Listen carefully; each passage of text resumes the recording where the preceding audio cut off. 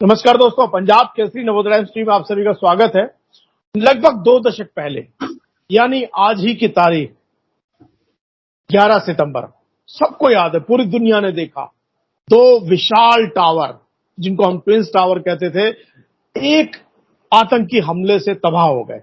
वो सिर्फ टावर तबाह नहीं हुए, बहुत सारे धंधे, व्यापार, लोग, जिंदगी, परिवार, देश तबाह हो गए।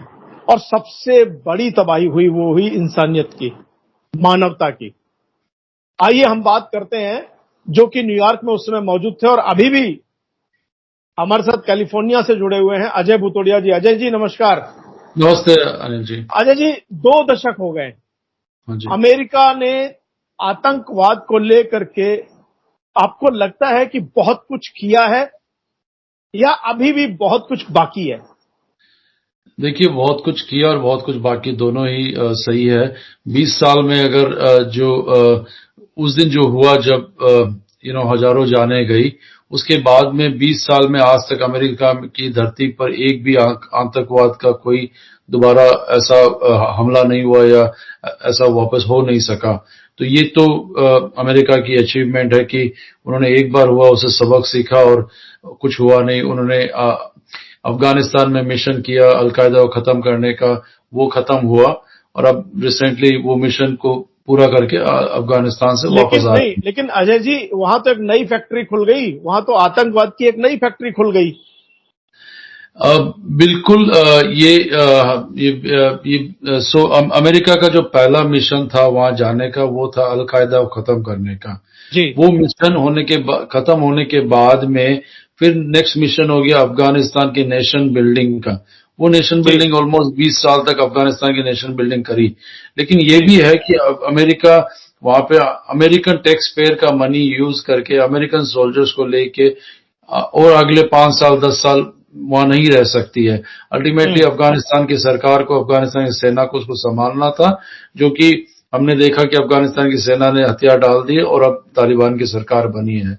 और अब आगे कैसे होता है ये हमें देखना समय आने पर। हाँ, हालांकि उस सरकार में काफी लोग हैं जो FBI की मोस्ट वांटेड लिस्ट में है। तो ये सारे अब एक नया अध्याय और नया चैप्टर शुरू हो रहा है और इसे अमेरिका और बाकी देश सभी लोग गंभीरता से देख रहे हैं कि कैसे इस चीज को एक्सेप्ट करना है। देखिए, बात चूंकि 9/11 की चल रही है, लेकिन फिर भी ये एक सवाल जरूर उठ रहा है आजकल कि आखिर अमेरिका ने पाकिस्तान की नई आतंकवाद की फैक्ट्री को जानते समझते हुए भी क्यों खोल दिया? ये एक बहुत बड़ा सवाल है, क्योंकि अमेरिका यदि चाहे तो पाकिस्तान की हिम्मत नहीं है कि वो अफगानिस्तान में इस तरीके से सक्रिय रूप से शामिल हो जाए। ये आपको जाना पड़ेगा 1 साल पहले। इम्पोर्टेंट जो चैप्टर है वो है कि जब डोनाल्ड ट्रंप ने दोहा अकॉर्ड किया था, उस अकॉर्ड में तालिबान आया था, न कि अफगानिस्तान की सरकार उस अकॉर्ड का हिस्सा नहीं थी। तालिबान के साथ उन्होंने अकॉर्ड किया था और ये कहा था कि हम मई 31, 2021 तक अफगानिस्तान छोड़ के चले जाएंगे और तब तक 1 साल तक कोई भी हमारे सैनिकों पर हमला नहीं होना चाहिए। और अगर मई 31 तक नहीं जाते हैं तो वो हमला कर सकते हैं। तो जब बाइडेन की सरकार आई तो उनके पास ऑप्शन था कि उस अकॉर्ड को ऑनर करें और उस टाइम 2500 सैनिक थे। मई 31 तक अमेरिका के 2500 सैनिक थे वहां पर। अगर वो बाइडेन चाहते हैं कि कंटिन्यू करें वहां पर अफगानिस्तान में, तो इसका मतलब है अकॉर्ड तोड़ रहे हैं और सीधा हमला और लड़ाई झगड़ा होगा तालिबान से। उसका मतलब है कि 10-15 हजार और सैनिक भेजने पड़ेंगे अफगानिस्तान में, तब ताकि तालिबान से पूरा युद्ध कर सके। तो ये डिसीजन पहले ही ले लिया गया था कि अब हम जो फैसला था ट्रंप के टाइम, जो फैसला था उससे बंधे हुए हैं आप। राइट, उससे बंधे हुए थे। और हम अगर वापस समर में जाते वहां रहते वहां पे, तो हमें 10-15 हजार सैनिक और भेजने पड़ते तालिबान से लड़ने के लिए। और बाइडेन ने पहले ही प्लान बना चुके थे कि उन्होंने वहां पे कंटिन्यू नहीं करना अफगानिस्तान में, हमारा कोई मिशन ही नहीं है वहां पर। हाँ, हालांकि सब मानते हैं कि तालिबान एक जालिम आतंकवादी गिरोह है और वो वहां की वुमेन और बच्चों के राइट्स के ऊपर में काफी सारे प्रॉब्लम्स है और है, लेकिन वो मिशन हमारा नहीं है अब एट प्रेजेंट। बाद में अगर बदलता और कुछ और होता है तो इस बेसिस पे डिसीजन लिया गया था और इस बेसिस पे one of the largest evacuation हुआ। जो अफगानी लोग हैं, अफगानी जो SIV स्पेशल वीजा होल्डर है जिन्होंने US सरकार के साथ काम किया, वो हजारों की तादाद में 60,000 लोग 120,000 लोगों को इवैक्यूएट किया। 60,000 ऑलरेडी US आ चुके हैं। तो ये कंटिन्यूस प्रोसेस है। अब एक नया अध्याय चैप्टर शुरू हुआ है, उसमें सब जान रहे हैं कि अब तालिबान की सरकार बनी है और उसके साथ कैसे डील करना है। तालिबान को पूरे अमेरिका और बाकी कंट्रीज पर डिपेंड करना पड़ेगा अपनी इकोनॉमी के लिए। वो खुद केवल $5 बिलियन प्रोड्यूस करते हैं अफगानिस्तान में, उनको सरकार चलाने के लिए साल का कम से कम $13 बिलियन चाहिए। तो बाकी $7 बिलियन जो है वो अमेरिका और उनके एलाइज से की तरफ से लेने के लिए आएंगे। तो इसमें ये होगा कि पहले अमेरिका को पाकिस्तान का एयर स्पेस यूज करना पड़ता था अफगानिस्तान जाने के लिए। अब वो तालिबान के साथ अगर एक म्यूचुअल अंडरस्टैंडिंग होती है तो उसमें पाकिस्तान की जरूरत नहीं पड़ती है इस फैक्टर में। तो ये बहुत बड़ा चेंज हो जाएगा, जहां पे अमेरिका को अब तालिबान के साथ अगर वो म्यूचुअल अंडरस्टैंडिंग बना के चलते हैं कि तालिबान कुछ शर्तें मानता है, तो पाकिस्तान का गेम जो है डिफरेंट हो जाएगा इसमें। यानी आपका कहना यह है कि अमेरिका जो है वो तालिबान के साथ खड़ा होकर के पाकिस्तान को छोटा दिखा सकता है। चलिए मान लेते हैं, लेकिन वो जख्म जो 9/11 के हैं, आपको याद होगा, आप उस टाइम न्यूयॉर्क में थे। आप उस दिन जी, आप उस दिन कहां पे थे और उसके बाद क्या बदला आपकी जिंदगी में, अगर हमारे दर्शकों को बताएं। आप ये समझ लीजिए 20 साल पहले 2606 लोग सोने को गए ताकि सुबह काम पे जाएंगे। 343 fire fighters went to sleep. 60 police officer जो उस दिन सोने गए। काफी पैरामेडिक्स और काफी और सैकड़ों लोग सोने गए कि कल का दिन। बट वो जब सुबह घर से निकले, वो उनकी लास्ट गुड बाय थी अपनी वाइफ को, अपने बच्चों को लास्ट किस था, अपने बॉयफ्रेंड, अपने मदर को, अपने पेरेंट्स को। उसके बाद में वो लोग घर नहीं पहुंचे। जो हुआ हमने सबने देखा और एक बहुत दुखद घटना थी मानवता के लिए। उस दिन के बाद में मुझे ये समझ में आ गया कि जिंदगी एक क्षण में जा सकती है। जब हम घर से निकलते हैं तो लास्ट गुड बाय हो सकता है। और जितने और आतंकवाद का कितना घिनौना चेहरा सामने आया कि कैसे उस दिन के बाद में आज बहुत कुछ बदल गया अमेरिका में। सिंपल सी अगर बात बताऊं तो एयरपोर्ट पे जब हम पहले जाते थे इतने रेस्ट्रिक्शंस नहीं थी, इतनी चेकिंग नहीं थी। अब तो हम पानी की बोतल भी साथ में अपने घर से नहीं ले जा सकते। हमें 10 तरह के जूते खोल के, बेल्ट खोल के, लैपटॉप खोल के, सब कुछ इतनी सिक्योरिटी, जबरदस्त सिक्योरिटी चेक होती है। तो ये एक छोटी सी बात है, बट इस तरह के कई बदलाव आए जो अमेरिकन लाइफस्टाइल में, जो अच्छे हैं सुरक्षा के तौर पर बट आए। लेकिन इसने अमेरिका को यूनाइट भी किया कि लोगों ने अपने डिफरेंसेस बुला के एक कंट्री एक हो गई और आगे बढ़े। और अमेरिका ने आतंकवाद को खत्म करने के लिए, अल कायदा को खत्म करने के लिए, ultimately Osama bin Laden Pakistan में पकड़ा गया और वहां पे खत्म किया गया। और उसके बाद में अमेरिका ने 20 साल तक अपनी जंग लड़ी वहां पर अफगानिस्तान में तालिबान के मतलब आतंकवादियों के साथ में। तो अजय जी, तब अमेरिका में जितने भी एशियन रह रहे थे उनको लेकर के कई सवाल उठने लगे थे, खासतौर से पाकिस्तानी, और कई हिंदुस्तानी भी शिकार हुए। क्या आपने भी ऐसे कोई इंसिडेंट्स देखे? मैंने इंसिडेंट्स ऐसे पर्सनली आंखों से तो नहीं देखा, लेकिन सुने कई सारे हैं जहां पे हमारे सिख भाइयों को मिसअंडरस्टैंड करके उन्होंने उनको बिकॉज उनकी दाढ़ी और टर्बन है तो उनको मिसअंडरस्टैंड करके काफी हेट क्राइम्स हुए। और अभी भी एशियन के प्रति हेट क्राइम्स जो अब रिसेंटली कोविड के कारण हेट क्राइम्स हुए हैं कि भाई ये कोविड जो है डेल्टा वेरिएंट और चाइना वेरिएंट और ऐसा लोग कहते हैं ऐसा, और वो हुआ तो हेट क्राइम्स हुए। तो उसके बाद में काफी एजुकेशनल प्रोग्राम्स और वो भी चलाए गए कि भाई सिख वो वहां से कोई उनका उस दाढ़ी है लेकिन वो उनका वैसा नहीं है।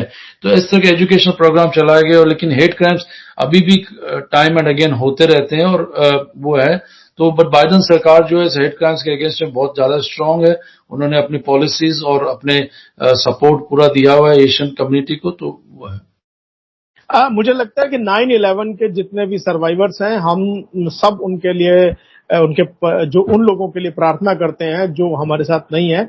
लेकिन एक बहुत बड़ा सवाल है अजय जी, बार बार आता है कि अमेरिका जो है वो आतंकवाद का पोषक ज्यादा लगता है। उसका खात्मा भी वो अपनी शर्तों पर, अपने तरीके से, अपने व्यापार, अपनी राजनीतिक, अपनी कूटनीतिक जो नीतियां उसके हिसाब से करता है। क्या आप इससे सहमत हैं? पोषक अमेरिका, ये तो मैं सहमत नहीं हूं। कोई भी देश आतंकवाद को आज की घड़ी में बढ़ावा नहीं देगा, और सिवा कुछ आपके नेबरिंग कंट्रीज जो है वो देते हैं, राइट। लेकिन उनके साथ अमेरिका भी खड़ा होता है।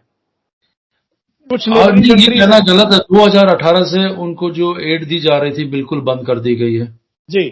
ये पता होगा कि पहले जो कितने बिलियन डॉलर की एड थी वो बिल्कुल एड बंद कर दी है बिल्कुल। और ये भी बिल्कुल क्लियर है कि किसका क्या रोल है। ये अमेरिका को बिल्कुल साफ क्लियर है कि कौन आतंकवाद को बढ़ावा दे रहा है, कौन आतंकवाद को वहां पे। आज सुबह ही मेरी मीटिंग हुई थी, आपको बताता हूं, अमेरिका के स्टेट डिपार्टमेंट के साथ में। अफगानिस्तान के जो अफगान अमेरिकन के जो लीडर्स हैं उनके साथ मेरी मीटिंग हुई थी, बातचीत हुई थी कि जो अफगान रेफ्यूजी आ रहे हैं उनको यहाँ पे सेटल करने की।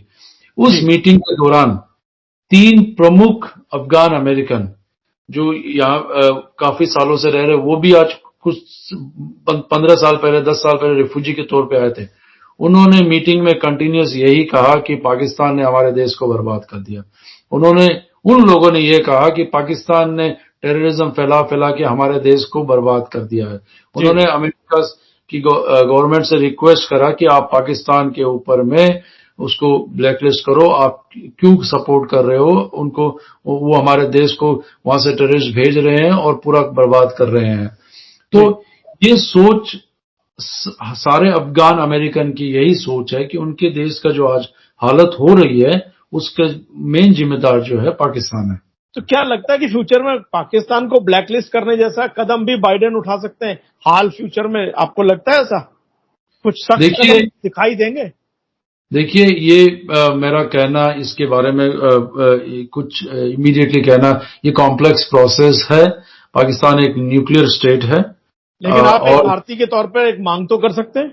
बिल्कुल। देखिए, जो जायज मांग है वो तो सभी लोग कर ही रहे हैं। और ऐसा जो घटना आज मीडिया में सबको हकीकत पता है कि कौन कहां पर टेररिज्म को सपोर्ट कर रहा है, तो वो तो इंटेलिजेंस एजेंसीज को उनसे और 10 गुना ज्यादा इंफॉर्मेशन होगी, राइट। और उस बेसिस पे क्या जो सही डिसीजन लेना है वो लिया जा रहा है और वो प्लान किया जा रहा है। तो ये तो मैं एडमिनिस्ट्रेशन के ऊपर छोड़ूंगा कि उनको क्या करना है। बट आम आदमी, चाहे भारतीय हो या अफगान अमेरिकन हो, उनको क्लियर पता है कि उनके देश को नुकसान कौन पहुंचा रहा है।